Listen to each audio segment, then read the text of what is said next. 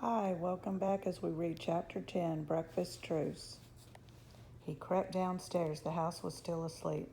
He decided to cook breakfast for himself and his cowboy and Indian. He was quite a good cook, but he'd mostly made sweet stuff before. However, any fool he felt sure could fry an egg. The steaks were out of the question, but beans were no problem.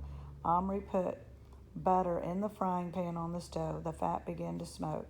Omri broke an egg into it, or tried to, but the shell, instead of coming cleanly apart, crumbled up somehow in his hand and landed in the hot fat mixed up with the egg. Not as easy as he thought, leaving the mess to cook. Shell and all, he got a tin of beans out of the cupboard and opened it without trouble. Then he got a saucepan and began pouring the beans in. Some of them got into the egg pan somehow and seemed to explode. The egg was beginning to curl and the pan was still smoking. Alarmed, he turned off the heat. The center of the egg still wasn't cooked and the beans in the pan were stone cold, but the smell in the kitchen was beginning to worry him.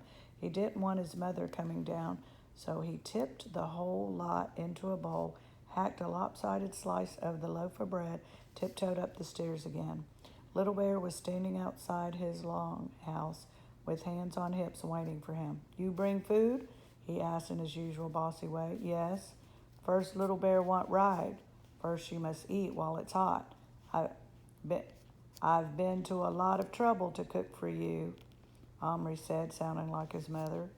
Little Bear didn't know how to take this, but so he burst into a rather forced laugh and pointed at him scornfully. "Omri cook, Omri woman," he teased, but Omri wasn't bothered. "All the best cooks are men," he retorted. "Come on, you're going to eat with Boone." Little Bear's laughter died instantly. "Who's Boone?" "You know who he is, the cowboy." The Indian's hand came off his hips, and one of them went for his knife. "Oh, knock it off, Little Bear. Have a truce for breakfast, otherwise you won't get any." Leaving him with a thought to chew over, Omri crossed to the crate in which Boone was grooming his white horse with a wisp of cloth he'd found clinging into a splinter. He'd taken off the little saddle, but the bridle was still on. "Boone, I've brought something to eat," said Omri. "Yep, I thought I'd smell something good," said Boone. "Let's get to it." Omri put his hand down. "Climb on." "Aw, shucks, where am I going?" "You, why can't I eat in my box where it's safe?" whined Boone, but he clambered up into Omri's palm and sat grumpily with his back against his middle finger. "You're going to eat with the Indian," said Omri. Boone leaped up so suddenly he fell off and had to grab hold of a thumb to steady himself. "Hell no, I ain't," he yelled. "You just put me down, son, you hear? I ain't sharing my victuals with no lousy scalp-snapping Injun, and that's my last word." It was, as it happened, his last word before being set down within 6 inches of his enemy on the seed tray. They both bent their legs into crouches as if uncertain whether to leap at each other's throats or turn and flee. Omri hurriedly spooned up some egg and beans and held it between them. "Smell that," he ordered them. "Now you get together or you don't get any at all. So make up your minds to it. You can start fighting again after if you must." He took a bit of clean paper and laid it like a tablecloth under the spoon. Then he broke off some crumbs of bread crust and pushed a little into each of their hands, still with their eyes fixed on each other's faces. Indian and cowboy settled down the big steaming bowl of food from opposite sides. Little Bear, after hesitating, was first to shoot his arm out and dip the bread into the egg. The sudden movement startled Boone, so much, he let out a yell and tried to run, but Omri's hand was blocking the way. "Don't be silly, Boone," he said firmly. "I ain't being silly. Them Injuns ain't just ornery and savage, them's dirty.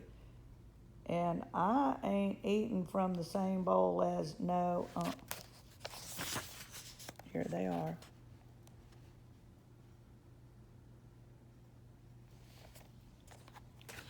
"Boone," said Omri quietly, "Little Bear is no dirtier than you. You should see your own face." "Is that my fault? What kind of hallucinations are you, anyways, telling me I'm dirty when you didn't bring me no washing water?" This was a fair complaint, but Omri wasn't about to lose the argument on a side issue. "You can have some after breakfast, but if you don't agree to eat with my Indian, I'm going to tell him your nickname." The cowboy's face fell. "Now that ain't fair. That plumb ain't no ways fair," he muttered. But hunger was getting the better of him anyway, so grumbling and swearing under his breath, he turned back and marched to the side of the spoon. But this time Little Bear was seated cross-legged on the piece of paper, a hunk of bean in one hand and a mess of egg in the other, eating heartily. Seeing this, Boone lost no time in tucking in, eyeing the Indian, who ignored him. "Where's my coffee?" he complained after he's eaten a few bites. Can't start the day till I've my jug of coffee." Omri had completely forgotten about coffee, but he was beginning to be pretty well fed up with being bossed around by ungrateful little men. So he settled down to eat the remains of the food and simply said, "Well, you'll have to start this one without any." Little Bear finished his breakfast and stood up. "Now we fight," he announced, and reached for his knife. Omri expected Boone to leap up and run, but he didn't. He just sat there, munching bread and beans. "I ain't finished yet," he said. "I ain't gonna fight till I'm plumb full of victuals, so you can just sit down and wait, Redskin." Omri laughed. "Good for you, Boone. Take it easy, Little Bear. Don't forget your promise." Little Bear scowled, but he sat down again. Boone ate and ate. It was hard not to suspect after a while that he was eating as much and as slowly as possible to put off the moment that he would have to fight. At last, very reluctantly, he scraped the last bit of egg from the spoon, wiped his hands on the sides of his trousers, and stood up. Little Bear was on his feet instantly. Omri stood ready to part them. "Looky here, Injun," said Boone. "If we're gonna fight fair.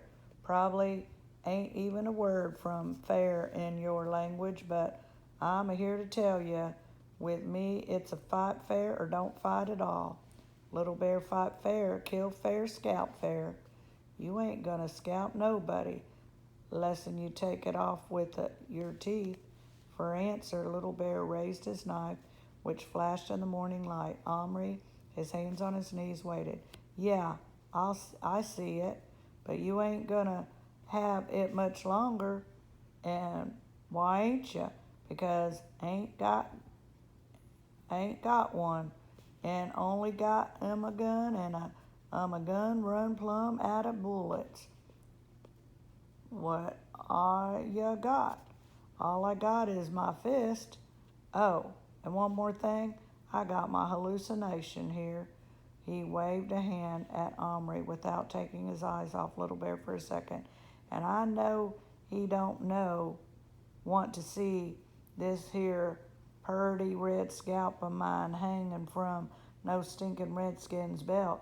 So I'll fight. It's gonna be fist to fist, face to face, man to man, Injun. Did you hear me? No weapons, just us two.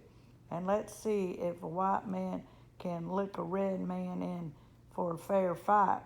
Less'n metal, just maybe. Less'n maybe, just maybe. You ain't red at all, but yeller." And Boone stepped around the bowl of the spoon, threw his empty gun to the ground, and put up his fist like a boxer. Little Bear was nonplussed. He lowered his knife and stared at Boone. Whether Little Bear had completely understood the cowboy's strange speech was doubtful, but he couldn't mistake the gesture of throwing the gun away. As Boone began to dance around him, fist up, making little mock jabs toward his face, Little Bear was getting madder and madder. He made a sudden swipe at him with his knife. Boone jumped back. "Ah, you naughty Injun. Ah, I see you have to my hallucinations onto you." But Omri didn't have to do anything. Little Bear had got the message. Throwing down the knife in a fury, he hurled himself onto Boone. What followed was not a fist fight or a wrestling match or anything so well organized. It was all in all, no holds barred two-man war. They rolled on the ground, pummeling, kicking, and butting with their heads. At one point, Omri thought he saw Boone trying to bite. Maybe he succeeded because Little Bear suddenly let him go, and Boone rolled away swift as a barrel down a slope and onto his legs, and then, with a spring like a bow-legged panther, onto the Indian again, feet first. Little Bear let out a noise like "woof." He caught Boone by both ankles and heaved him off. Little Bear picked up a clod of compost and flung it after him, catching him full in the face. Little Bear got up and ran at him, holding both fists together and swinging them as he had swung the battle axe. They caught the cowboy a heavy whack on the ear, which sent him flying on one side, but as he flew, he caught Little Bear a blow in the chest with one boot that left them both on the ground. The next moment, each of the men found himself pinned down by a giant finger. "All right, boys, that's enough," said Omri in his father's firm end-of-the-fight voice.